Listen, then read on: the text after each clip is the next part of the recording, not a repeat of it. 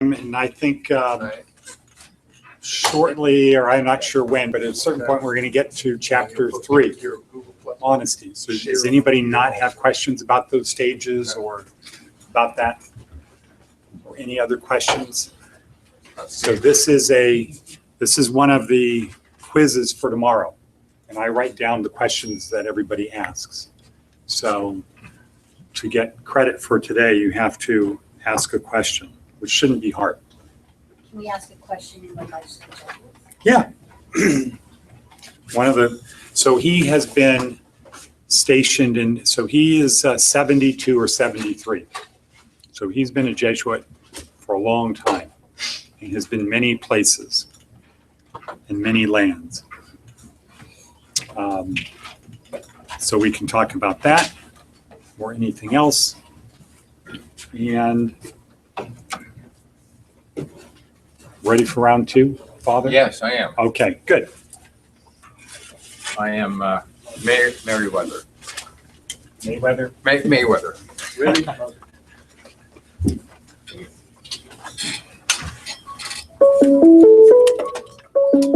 President.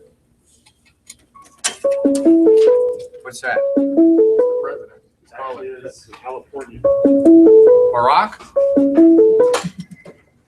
Yes, Is that you? California. I'm busy right now. Coming back.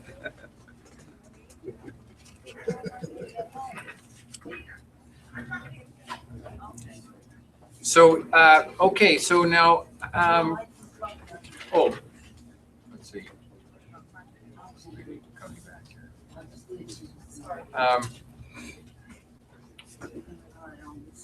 I was thinking during the break that something that might be helpful because we learn from each other. And that is, what have you learned from your mistake or mistakes? What have you learned about yourself? I'll start with my own self. I think that probably what I learned over the years, especially my first 30 years of life, is that for some reason, and I'm not sure where this started, but for some reason, I have a fear of rejection. But a fear of rejection, the kind of the antidote for a fear of rejection is a strong sense of God's love as the foundation of who I am, and that's what's most important, so that really doesn't matter what somebody else thinks, as long as I believe in my heart that God loves me, and that's what matters. So that's how I fight against fear of rejection. So if I find myself in a situation where I'm tempted to do something that I know is not right in order to please somebody else or gain favor with somebody else, then I'll think to myself, oh, I got to go back to that phrase that priest taught me way back. God loves me and nothing else matters. And once I do that, then I'm back and I'm settled back in my core, and then I can say no to the person without regard for the consequences. So the question I have for you is, what have you learned from whatever mistake you've made about yourself? And in as much as you want to share that, let's start with Robert. Why again? Well, I know you. I think for me, when I look back, you know what I mean? It's not so much, I look at them now that they weren't mistakes. That in the moment, there were some pretty serious consequences, some pretty horrible consequences and what have you. But I wouldn't be who I am, where I am, and on the path I am today if I hadn't done the things that I did, then. So I don't let them, it doesn't bother me. I'm not stuck with, oh, I was a rotten person, or I did this, or I did that. It was the dots, or it was the steps that needed to be taken to get me where I am. So what have you learned about yourself then? That because of my past, because of what I've gone through, I'm a stronger person. I can handle anything. I do have the strength to say no, and I know where that leads, and I do have the strength to say, okay, yeah, this is a good idea, and I support this, and, you know, have the energy to do something when I feel it's, you know, so yeah, I agree with you, but I wish we could do something, and I'm not afraid to do something, and I'm not afraid to not do anything. Okay, good. I I learned that there are things I can control and there are things I cannot control. And based on that, I try to not blame others for the outcome of my present life. To just try to do good as I go.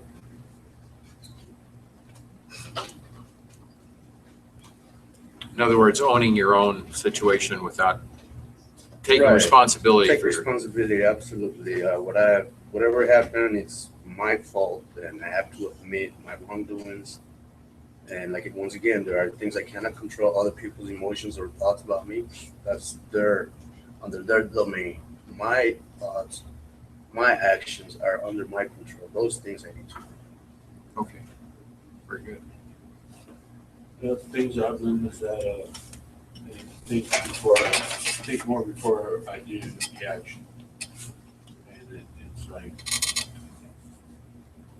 I've always led a fast-paced life, and I need to slow it down a little bit. And I realize now that it's still going to be there if I go slow. And it's just like you said about control. It's just like you can't really stress on it because you can't control, like you can't, not to stress on things that I can't control. Okay, And I think for me, it's just thinking before you act. exactly. Good. I'm the same as that. It's not always good to act on first impulse. It's good to stop. Think, Yeah, not acting on impulse. Right. and then you can think about things a little bit more thoroughly than just right there in that time. Find a better result. Okay. Well, that reminds me of like what my daughter's grandma said one time. She said that that I've made bad choices in my lifetime, but there's always better choices that I can make in my future. That we always have a choice of what we're going to do. Nowadays, it's like before I react to anything, I always think of the consequence behind the act. So that's where I'm with that. Okay, so you learning to consider the consequences. Okay. I've learned how to be consciously aware and in the present moment in making decisions that are more beneficial for myself and others. Experiencing the things that I did wrong helped to refine my soul. Okay, so more in the present moment, and of course, all of this is possible if you're not on something. Absolutely. Yeah. Being consciously aware and in the present moment is everything because this is where life is contained in this very moment. It's not Okay. something that exists in the past or in the future. It's right now. Okay. I've realized that my decisions and the things that I've done don't only affect me, but affects others strongly, and it's not fair to the other people to have to suffer because of me. Okay, and if you were in AA, you would, one of those steps is to go and make amends to the people that you have harmed and say you're sorry or whatever. Okay. You're new. I was here the last time you were here. Oh, My name is Lisa Langley. Lisa. Okay. He's a joker with me. He's a joker. I've learned to have a much kinder self voice for myself. A kinder. A kinder voice for myself. Aha. You know, before I used to be extremely critical of me. And if I don't stand for me, who will, right? So I've learned that God has me just where he wants me and that nothing in my life is wasted. No matter how horrible it might seem or out of place or out of line, nothing in my life is wasted. Okay, so a kinder self not a critic of yourself, Yeah, you know, that, unless you need to be a critic, but more of a kinder way of looking at yourself. absolutely. Okay. Billy. Yeah, I agree with what Robert was saying. My mistakes have made me stronger, but they were kind of necessary for me to get to where I'm at, or who I am now. Okay. This is what I was gonna say.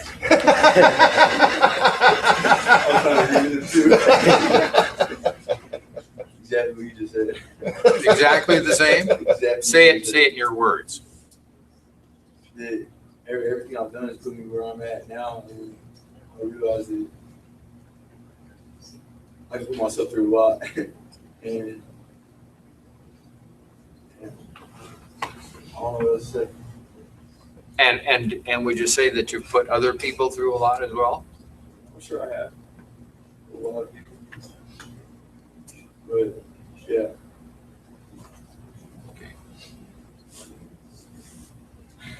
Well, I agree with you guys, like, that, you know, I look at my mistakes as lessons learned, not as regret or mistakes, because you know, as long as you learn from what you do every time, as long as you learn that lesson, it's not wasted. But as for Dominic, like, I've learned from my recent mistakes that what I do doesn't affect just me, it affects a lot of other people. And so it's made me more aware and more responsible. And I think twice before I act now instead of just acting simple. And of course, those of you who are at Casa Grande have lots of time right now to practice these kind of things and think about them. A lot of time to think. Yeah. Can you read? Did they let you read? Yeah. You have books and things there? So you have my book. Message. Ah, very good. Very good, very good. Oh, I lost my water. Let me get my water here. Very good, excellent. Did you want to share too? No, thanks. Okay.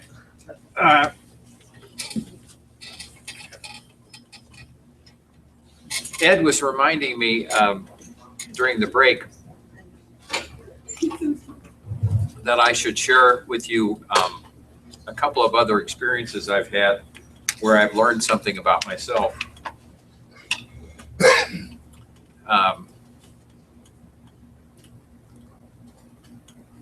So I went to high school in Los Angeles, and then I went to college near San Jose, California, Santa Clara University. You've heard of that? Once or twice. Yeah, once or twice. And so I really liked college. I really had a good time and so forth. My grades were, you know, maybe B, pretty much B's. I wasn't an A student, except an occasional class.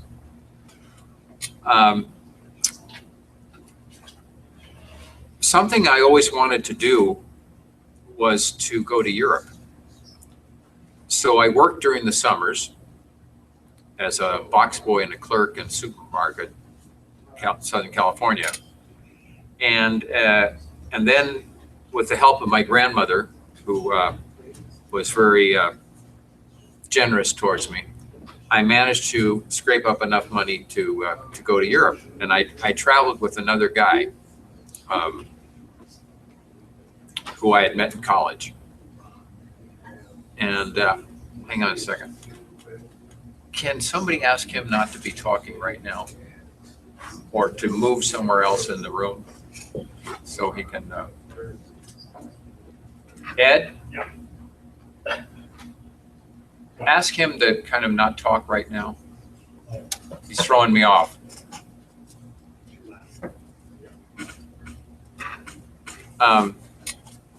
Okay. So we were going to travel to Europe. Now, the guy I was traveling with was kind of a historian, and he was very interested in the history of St. Ignatius and various places that Ignatius was in his lifetime. I was interested in more having fun and traveling around Europe and having new experiences. So one of the places we both wanted to go to was Pamplona, Spain. And I don't know if you're familiar with Pamplona, if you know it. In the story of Ignatius, that's where he was injured. He was in a battle with the French. And and a cannonball broke one of his legs and injured another, and then he went back to his brother's castle and where he convalesced. Okay, so here I was, I turned 21 that summer, and my friend Steve wanted to go to Pamplona because he wanted, there's a little shrine there that commemorates where Ignatius was injured. I wanted to go to Pamplona because I wanted to run with the bulls. So this is this is where you learn something about yourself. You know, is this man sane? Is he loco? What's going on here? So we got there, and stayed in a pension, a place where people were renting out their rooms for tourists who had come for what's known as the San Fermin Festival, which is about a week long, and this is where I turned 21 in Pamplona. So what you do is you sit outside around these cafes, and you have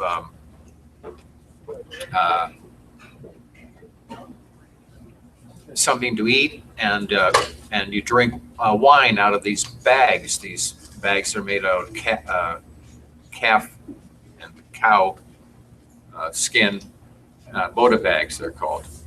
So anyway, the first day that we could do the run, I went down to the mayor's plaza. So there was a plaza. There was a street that ran about a quarter of a mile into the stadium where the Bulls would be fighting that day, and then there were all these men and boys. No girls could do this. Men and boys gathered, packed into this square.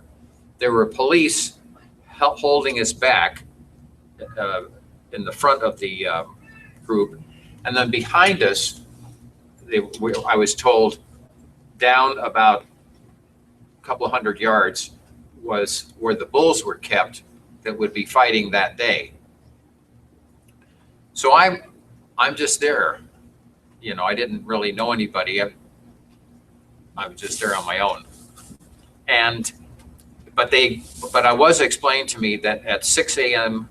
a gun would be shot off, and that would be the sign that the bulls were let loose from their pen, and then they would then people would run in front of them, because bulls are attracted by motion, and at the same time that the gun would go off, the police would move away so that everybody in the crowd could run down this street, which is between all these houses, into the bull ring. And so I took off just like everybody else and ran down the street, and eventually got into the bull ring, and this place was full of people who were there for the day, and lots of great colors and what women were wearing, red and yellow and beautiful colors. But it's the first time I'd done this, and so I ran into the bull ring, and I could hear motion behind me, and I looked around, and there was a bull not far from where I was. So I ran over to the side and kind of almost leaped into the crowd as the bull came towards me. I was thinking about this because I just saw a movie called The Longest Ride, which is a good movie, about a professional bull rider. I wasn't riding a bull, but it's the whole image of the bull. And so that was the end of that. Wow, what a rush. I mean, amazing adrenaline rush to do this. So if you ever get a chance to go there, it's quite something. A couple of days later, I got to know some Canadian guys, and we decided we'd run together. So I went twice. So not only was I loco once, I was loco twice. However, years later, as a Jesuit, I met a Jesuit from Spain, and we were talking one day, and he said, have you ever been to my country? And I said, yes. And I told him about Pamplona, and he said, did you run? And I said, I did, twice. And he said, you are an hombre. So I learned a lot about myself in that trip. Something in me likes adventure, is willing to take a risk, is not afraid of physical injury, more or less. I don't like physical injury. I've given classes to college students on Ignatius, and in regular colleges, not Catholic colleges. When I tell this story, teachers tell me, you get the students. He said, I watch what happens, because what I'll say is, I ran twice, the first time sober. And right then he said, you've got the whole crowd, they're all with you. You can do anything you want with them.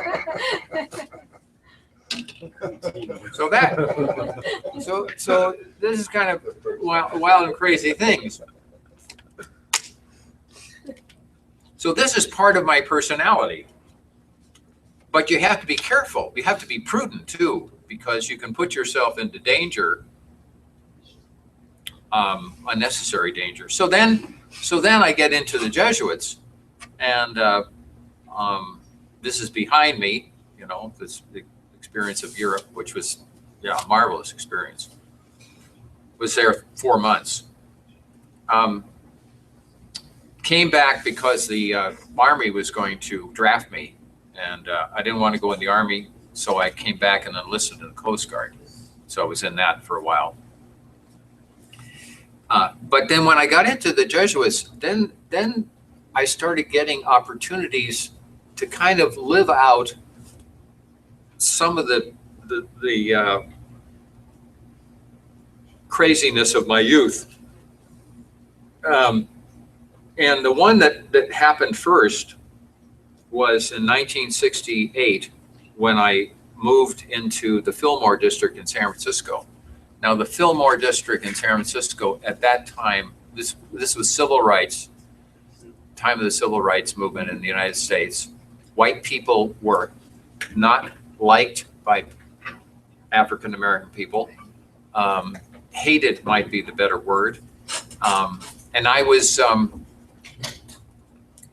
living at Sacred Heart Parish on the corner of Fillmore and Fell, and I had a program of getting job interviews for Black men who were unskilled, out of work, and some of whom had arrest records. So I spent half my time on the street getting to know the men who were out of work, and half my time talking to people in the business world about getting job interviews. But I had to get over fear. Every day was a new experience of encountering something that could have gone either way. I could have been hurt or not. I wore the collar. I was not ordained a priest at the time, but I wore the collar not for witness, but for protection. So I figured the collar, and it did protect me actually at times. But I had experiences that that have really stayed with me and have helped me to kind of build on that, to be more courageous in difficult situations, because I've been in other situations that were difficult. However, this particular place was had an effect on my father, remember my father grew up in North Beach, San Francisco. So he, when he heard that I had moved into the Fillmore, he freaked out. And so I said, well, Dad, why don't you come up? By then I had been there a while and I knew a lot of people. I said, why don't you come up and I'll introduce you around? So he said, yeah, okay. So he stayed at a real nice hotel downtown. I picked him up in my car, drove him into the Fillmore area, showed him where I was living, and took him down to meet a guy named Bobo who had a scar that ran right down here. I'm not sure how he got it. And but he and I were friends, and so I pulled over to the curb and called Bobo over to the car. My dad was sitting in the passenger seat. My dad's, you know, wondering what's going to happen now. Will I get killed right here? And so Bobo, who's a real friendly guy, comes over and I introduced him to my father. That works fine. And then later, I wanted him to meet Oscar, who was a really good friend of mine, was a former boxer, but now is a barber. So Oscar had, among other things, a very strong language. A lot of words that I hadn't used much, or that I had heard some in the Coast Guard. Some of the words I'd heard in the Coast Guard, Oscar knew them, and he knew more. And he had a lot of words that were hyphenated. So I thought, I got to introduce my father to Oscar. That's going to be really important. And Oscar's barbershop was right across the street from the church where I was living. So after I had taken my father around the neighborhood, and before we went into the church rectory, I walked across the street, got Oscar and brought him over and put my father and he in the parlor where they could talk while I went up and changed clothes. Now my father and I were going to go out to dinner, knowing full well that there's two completely different cultures in that parlor. And and I stayed longer than I needed to because I wanted those two guys to really get to know each other. And then eventually came down and Oscar went back to the barbershop. My dad and I went out to dinner, and I said to my dad, so how'd you like meeting Oscar? And he said, and Oscar and I were about the same age. And he said, very interesting man, very strong language. But he said, I liked him. So the next day I talked to Oscar and I said, so what'd you and my dad talk about? And he said, well, he said, you're old man. He said, good man. I liked him. He said, but he said, he asked me to make sure that you don't get killed down here. and I told him, don't worry, Mr. Oliva, I'll take care of him. And he did, because I had a few moments where it could have been one guy who was on something, strung out on something, and who I had known when he wasn't on something, threatened to kill me, and so I decided, using wisdom, to get out of town. And I did. I went out of town for 3 or 4 days to let that guy come off what he was on, and that was the end of that. So have you in your own experience done anything that you would say, well, that was a little crazy, but I learned really something important about it, like courage or well, courage is the main thing. This is not learning from your mistake. This is learning from something you did that was good, that made you stronger. What would that be? Yeah. I might as well. So in 2002, I moved to Vegas and lived here from 2002 to 2008. And I mean, I went to school for a little bit here and there, and I've been away from home or what have you, but it was the first time I really left, you know, my surroundings, my state, and I did okay. I did pretty well, actually. I found that I could, you know, take off to somewhere where I knew at that time I didn't know there was nobody in my family that lived here. There was nobody I knew here. Completely new environment, and I went somewhere. I started a whole new career, and was successful. And you know, so that was a risk, and it paid off. And I came back a second time. There you go. Okay.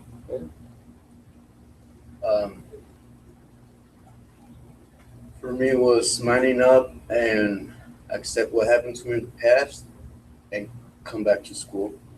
Okay, coming back to school. Very good. Okay, That'll be my new foundation. okay, very good. Probably about the same. Coming back to school. Yeah. How far did you go before? 11th grade, 11th grade, okay. Back east? California. California. All right, so now how did you know about Larson? Through Casa Grande.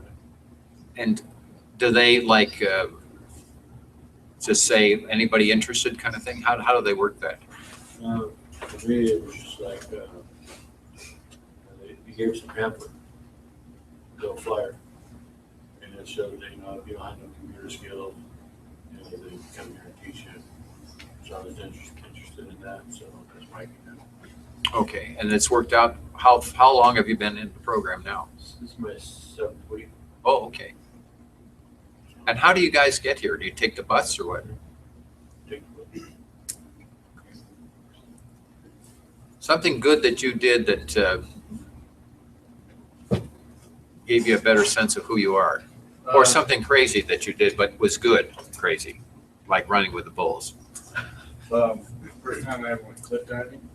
Cliff diving? Yeah. Ah, you mean in the water? Yeah. Wow, where'd you do that? In Arizona. On the Gila River. It's an 80-foot cliff. Wow. And I thought it was cool just flying through the air. So I did it probably about 10 times that day. Wow. And you're still here. Most of them. But I really liked it. And then I had gone back for the next couple of years to do it every summer. So I was scared to death at first, but after I got past the first one, this is great. Do it again. So you could go back and do it again? Yeah. Okay. Good. Good example. I went scuba diving in Florida because I used to go swimming. Like I go under there with the snorkel and stuff like that, and I'd be like, I wanted to like check out sharks.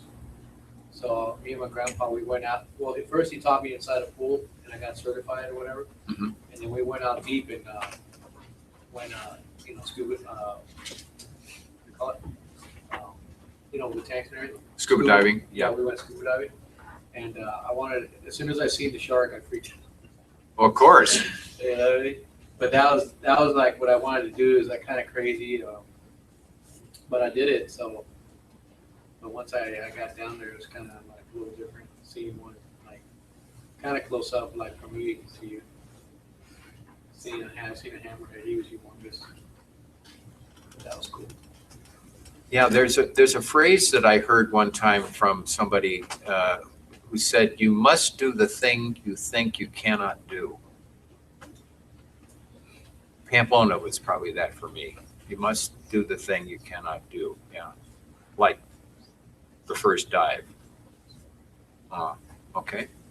I don't know, I guess there was a situation where I had the opportunity to use my CPR skills to bring something back. Sorry, what kind of skills? CPR. Ah, CPR. Okay.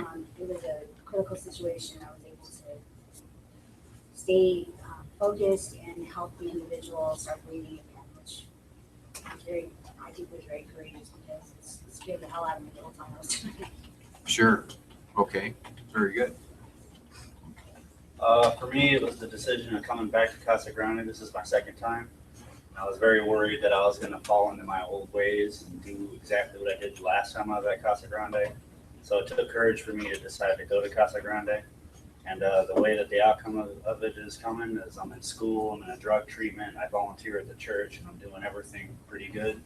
So because of my courage, I'm finding a little more trust or a little being more proud or better of myself. More think- confidence in yourself? Yeah, yes, yes, Okay, and a better sense of yourself. yes. Very I've good. changed completely, yes. Excellent. Okay, very good. Oh, wait a minute. Lisa, She's here. I decided in 4 days to leave off to go to Alaska and to start my traveling journey about a year before that. And so I think I was in Texas, and then I was in Idaho, and then I was in Pennsylvania, and then I went to Alaska. And it worked out really good. What I had learned was you can really follow a dream if you have one. you can follow your dream if you have one. Yeah. You know, and things are possible with that. And when you're motivated with that, you can make things come into play. And so I did that, and then I worked on the boat for a little bit, and I was like, okay, I'm done with this. I'm done. And so after that, they had the boat that was able to take me back home, but I took the boat offshore and I went to Seward, Alaska. And So you were up in Alaska a couple of times then? yeah, well, actually, I stayed there for like 7 months, Wow. but I was on the boat for about 2 to 3, Mhm. and then they dropped me off in Seward, and then I went to Anchorage, and I just started to live in Alaska. And it was a really great experience, and I got a job, and I didn't have any problems paying anything. I didn't have any financial quote unquote worries. So I think the motivation behind it made it so that I could do what I needed to do. You know, Okay. it's possible. Yeah.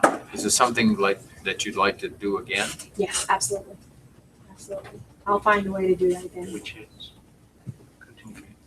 No, I'll he's- Yeah. I'll go. I can't listen. He's crazy, but no, I'll find a way to start traveling again. Okay.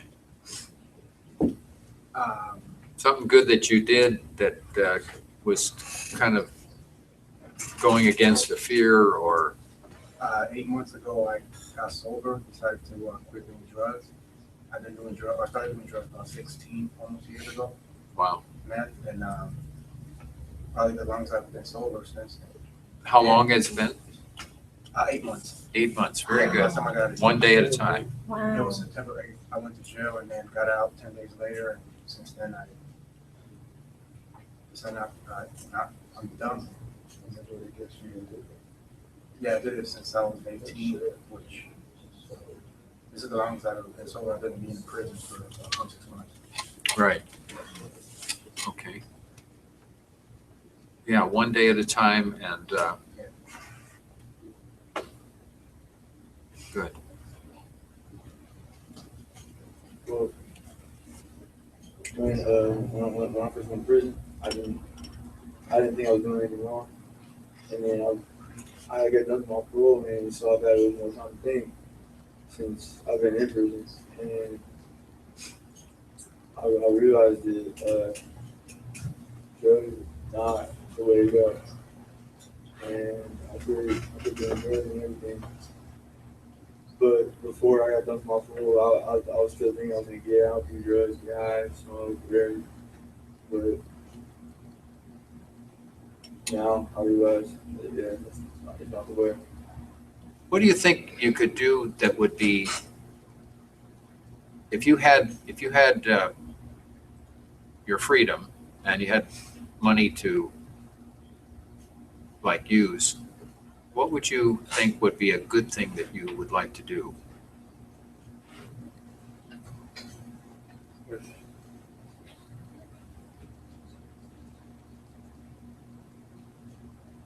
Or for others, maybe? Like what kind of job would you like? I like to drive. Pardon me? I like to drive. Drive? Cars, yes. Sorry? I like to drive.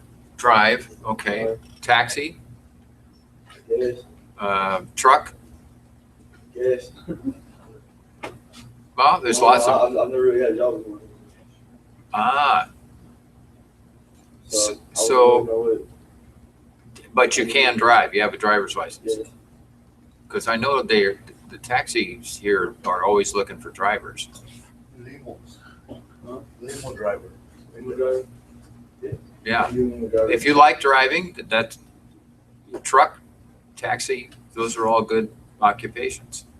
I have a good friend here in town who's been a taxi driver for 35 years, and he's influenced a lot of people's lives because of the kind of guy he is.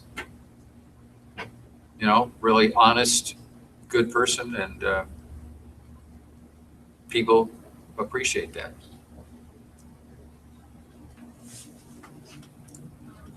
Probably fire camp.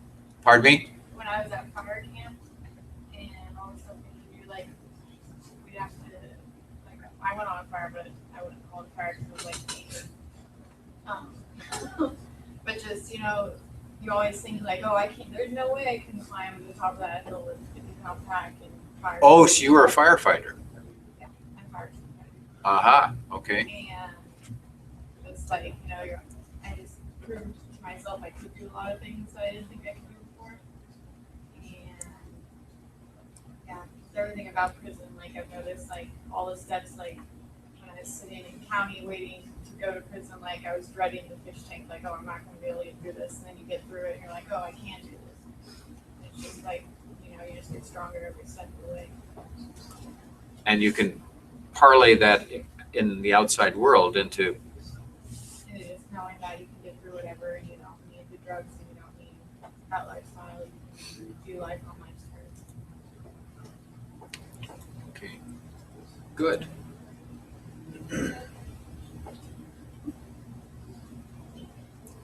Okay, very good. Well, I'd like to just thank you for all of you for sharing.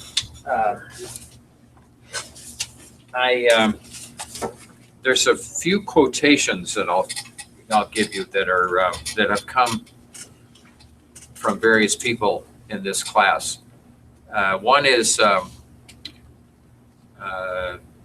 get clean, stay clean, and stay clean, and help others be clean. But you have to be clean in order to help others.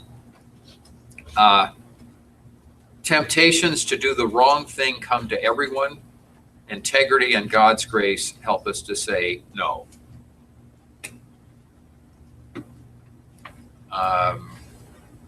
Proverbs 30 verses 5 to 9. There's a lot of good in the Bible. There's a lot of good wisdom in the book of Proverbs.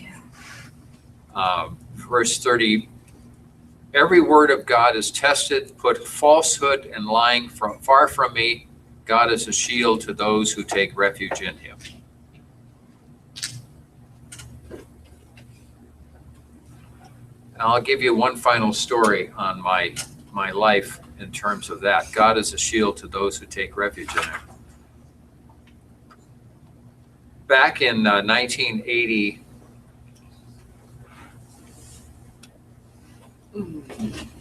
86, I guess it was, I was invited to go to South Africa and give some talks on social justice. Now, this was during the time of apartheid when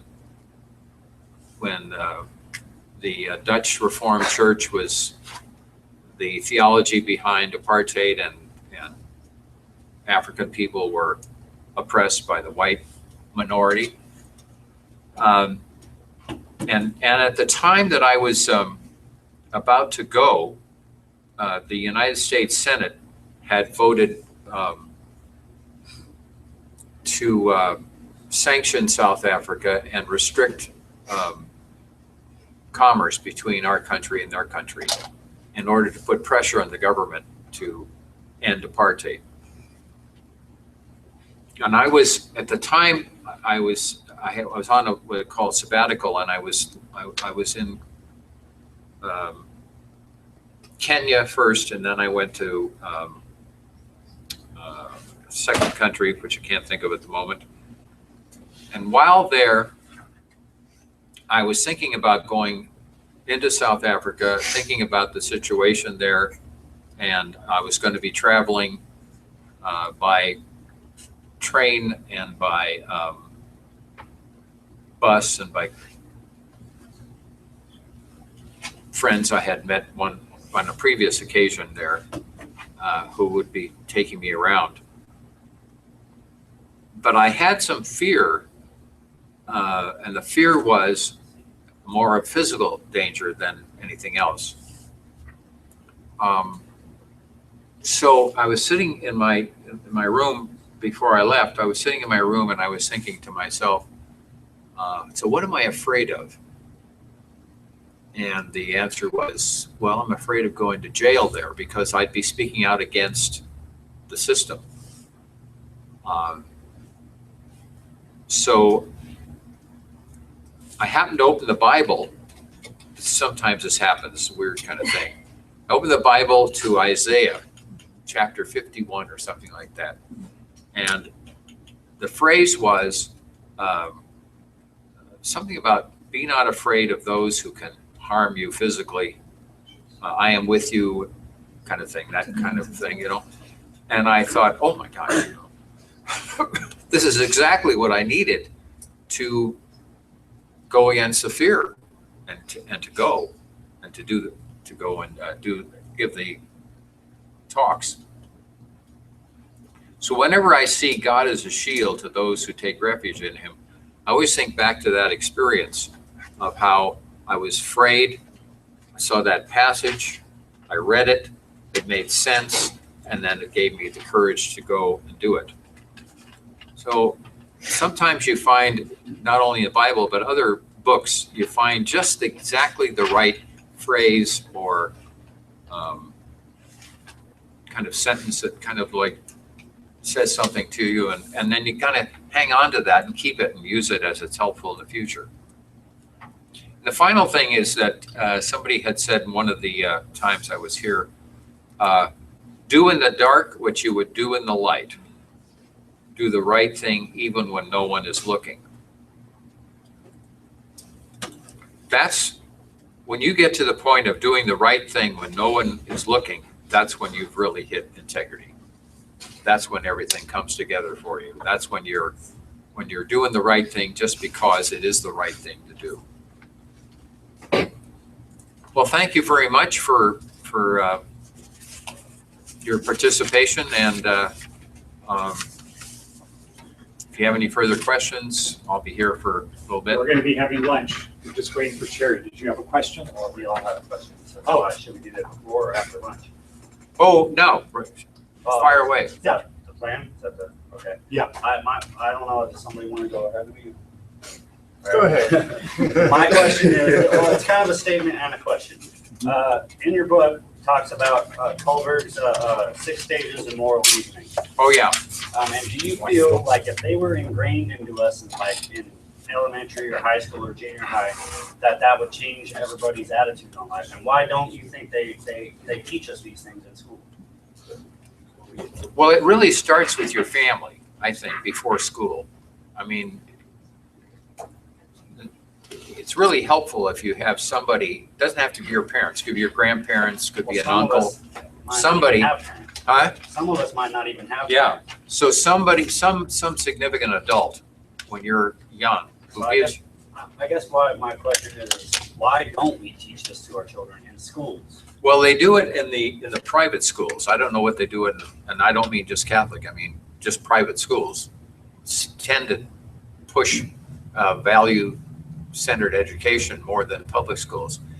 I don't know the answer to that. Okay. Do you feel though it would definitely make a big Oh, change? sure. If they It would definitely be helpful. If it was a rule or like some part of our curriculum that every child or every person should learn this type of strategy? Yeah, actually, Ed. Yes. What's your name? My name's Dominic. Make sure Dominic gets a copy of my new book. Okay. I will bring it It's tomorrow. on the 10 Commandments. Okay. But there's actually only 9 on there No, there's 10. because you combine 2 of them. Well, that's right, but there's 10. Yeah. Get him. I like this. There are 10, but when you go through the table of contents, you can't get Yes, well, no, but if you go to that chapter, there's 2 in that chapter. So that's 6 10. and 9, right?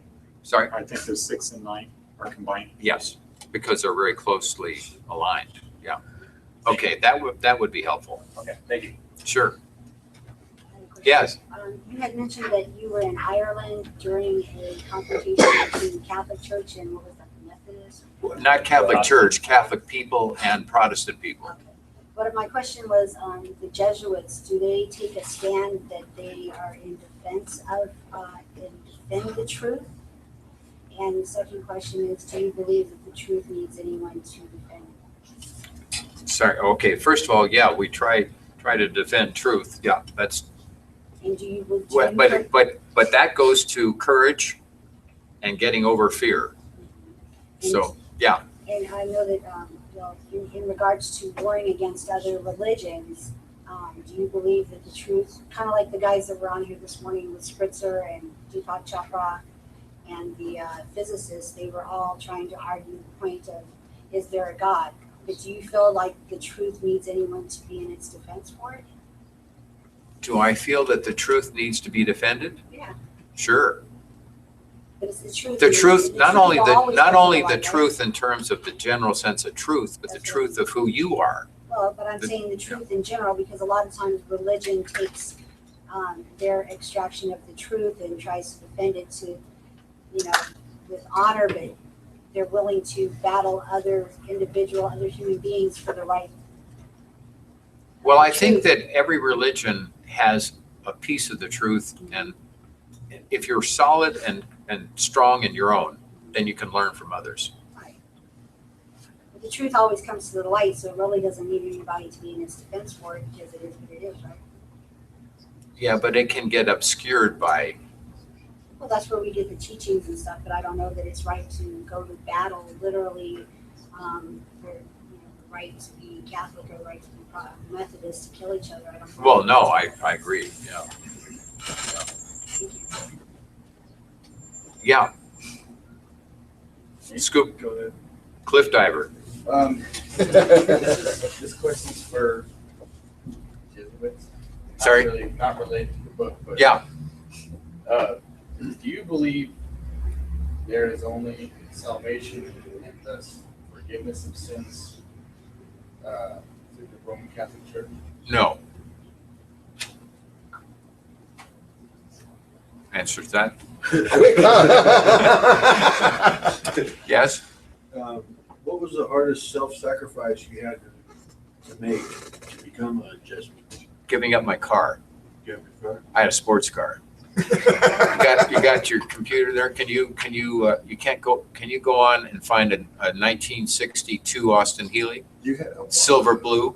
I mean, that was me. I was that, and we were united. We were one. That car was Oh my God. great car. You gave it away to somebody? I gave it to my dad. Yeah, because when I went into the Jesuits, I had to give up all that stuff. I had to give up my job. I had to give up my social life. I had to give up my car, which every once in a while, to be honest with you, comes back in a dream at night. I'll get it. Either it'll be in the garage, or I'll be driving it, or somebody else will be driving it. But it's and if it's not that car that's in the dream, sometimes a Ferrari is my dream. So I like cars. My dad loved cars, and we always had extra cars around. And I had my first car at 16. I had a 49 Ford. Great little car. And so the Austin Healey was the hardest thing to let go of.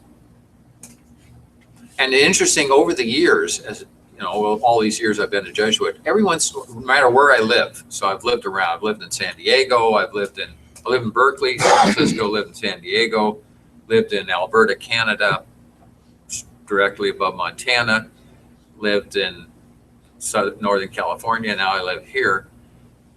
There's certain things that always seem to pop up. Like I'll meet somebody who has a really nice car, a really sports car kind of thing. And I like those things, Or, and I also like horses. and always find horses wherever I go. So, but the car was the key. You take a vow of poverty, Yeah. correct? So do Vow you, of poverty, yep. yeah, do you ever have any conflicts with that other than your car? And how do you define poverty? How do you define whether it's a car or whether it's a horse?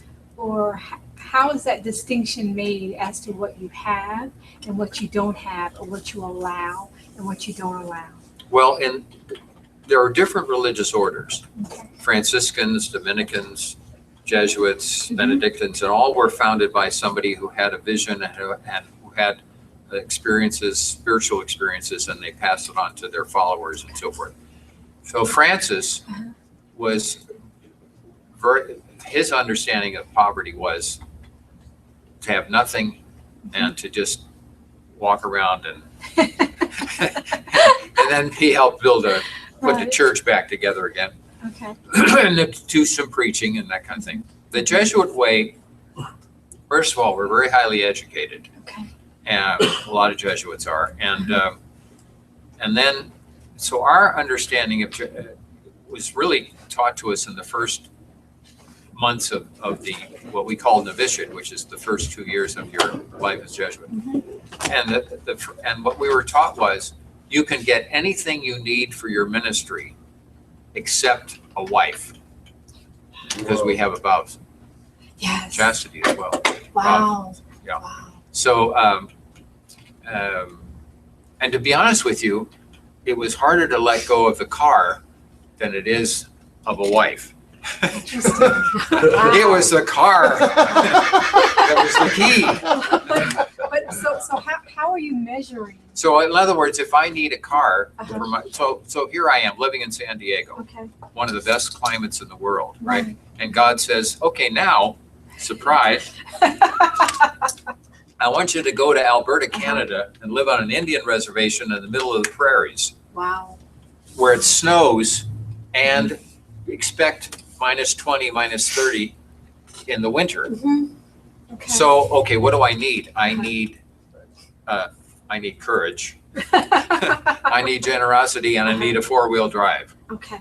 So I tell my treasurer, Okay. you know, I'm going to Canada. I'll be driving in snow. Okay. I'm not that familiar with snow. I need a 4-wheel So drive. it's based So on he need. said, get It's- the right. car. So It's I did. I based got on to need, explore. not to have a car, but what your actual need is. Yeah, for the ministry. Okay. Yeah, Okay, that's that's it, for the interesting. ministry. Yeah. Okay. Yes, I ma'am. just have one more question. What are the views of equality with women within the Jesuits? Well, yes, we don't have women in the Jesuits. A lot of the orders have women, like Dominican sisters, Benedictine sisters, Franciscan sisters, but for some reason, we've never had women as Jesuits. We have lay people who follow our spirituality, and we have groups that meet that. Is it because they don't view that women have an equality? In No, it's just that license or sainthood? Ignatius just, for some reason, Excluded women? no, I wouldn't say excluded women.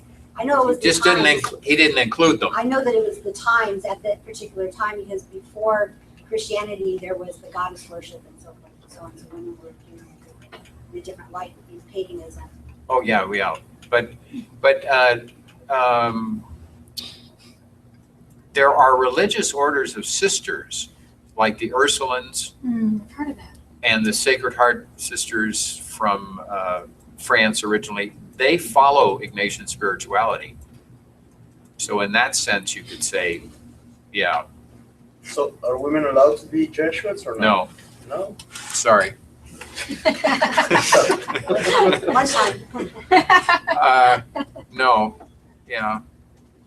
Yeah, that's perhaps something that will be changed in the future, because God created men and women. Oh, absolutely. And I Equality. half my friends are women. Half the world are women. Half the world are women.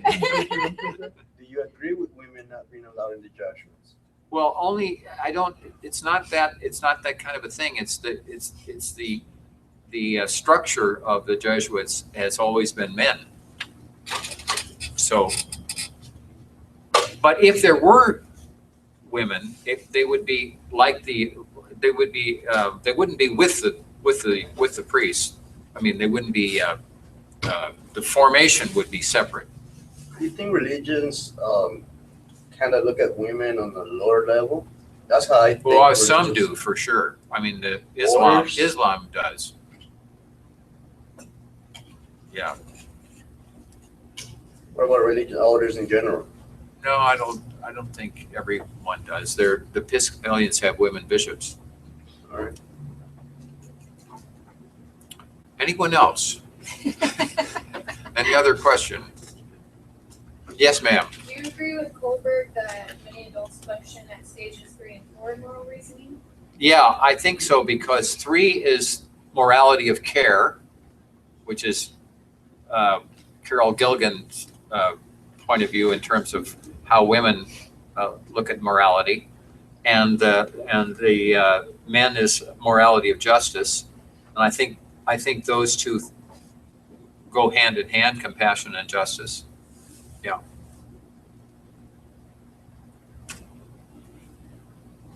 Okay, well, thank you very much, and Thank you. I'll keep all of you in my prayers, and please pray for me. I need all the help I can get. Lunch You'll is get killed. outside. I'm living in Sin City. We'll make sure you don't get killed. Please do. Yeah, we got you.